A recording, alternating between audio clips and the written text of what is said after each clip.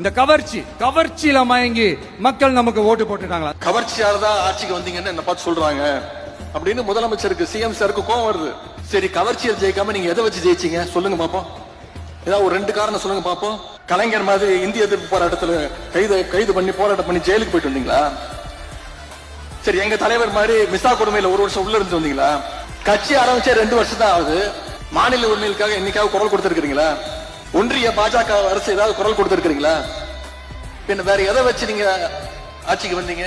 எல்லாத்தையும் விடுங்க. தமிழ்நாடு முழுக்க போய் மக்களை சந்திச்சு உங்க கொள்கை தான் சொல்லி ஓட்டு கேட்டீங்களா? உங்க வேட்பாளர் பேர் உங்களுக்கு தெரியுமா? எதுவுமே தெரியாது. இதைத்தான் எங்களுடைய தலைவர் அவர்கள் கவர்ச்சி அரசியல் எங்களுடைய தலைவர் அவர்கள் சொன்னாங்க. நல்லா வருது வேணான்னு பாக்குறேன். தமிழ்நாட்டு மக்கள் காத்துக்கிட்டு இருக்காங்க. இந்த முதலமைச்சர் வாயில ஏதாவது ஒரு நல்ல வார்த்தை வருமா அப்படின்னு, ஏதாவது ஒரு திட்டங்கள் வருமான்னு நீ காத்துக்கிட்டு இருக்காங்க. அவர் வாயில நல்லா வந்துருமா? வாயில என்ன வரும்? தமிழ்நாட்டு மக்கள் வாயில நிறைய வரும். புதுசா அந்த சூட் எல்லாம் போட்டு வரும்ல, அதை பத்தி கூட நிறைய பேரு, ஏன் நாமெல்லாம் கோட் சூட் எல்லாம் போடக்கூடாதா?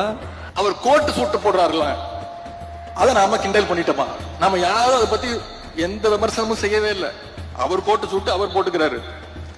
அதுக்கு ஒரு புதுசா ஒரு விளக்கம் கொடுத்திருக்கிறாரு. அவர் கருப்பு கோட்டு போட்டுக்கிறது பெரியாருடைய கொள்கையா? இதை விட ஒரு மோசமான உருட்டை யாராவது உருட்ட முடியுமா?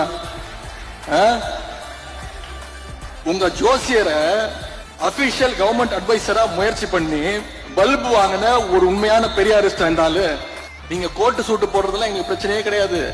ஆனா எல்லாத்துலயும் இன்னைக்கு கோட்டை விட்டுட்டு இருக்கீங்க. அதைத்தான் நாங்க சுட்டி காட்டிட்டு இருக்கோம். 6 மாசம் அமைதியா இருப்போம்னு சொன்னவங்க எல்லாம் 6 நாள் கூட அமைதியா இருக்க முடியல. 6 மாசம் சும்மா இருப்பேன்னு சொன்னீங்களே அப்படின்னு அழுகுறாருங்க.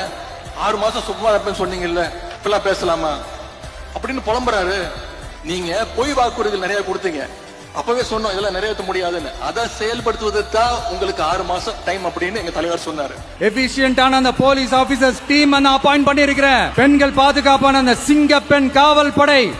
ஏற்கனவே டியூட்டில இருக்கக்கூடிய போலீஸ வெறும் ஸ்டிக்கரை மாத்தி, போலீஸ் வேனுக்கு வெறும் ஸ்டிக்கரை மாட்டி சிங்கப்பெண் திட்டம் அப்படி ஒரு திட்டத்தை கொண்டு வர போறோம் சொல்லி அதையும் கொண்டு வர முடியாத நிலைமையில தான் இன்னைக்கு இந்த ஆட்சி நடந்துட்டு இருக்கு. கூடுதல் செலவு இல்லாத ஒரு திட்டத்தை கூட தொடங்கி வைக்கிறதுக்கு வக்கில்லாத ஒரு சோஃபா மாடல் ஆட்சி இன்னைக்கு நடந்துகிட்டு இருக்கு. திமுகவும் மற்றும் பலரும் மற்றும் சில பேரா பேரை சொல்ல கூட வெக்கப்படுறாரா?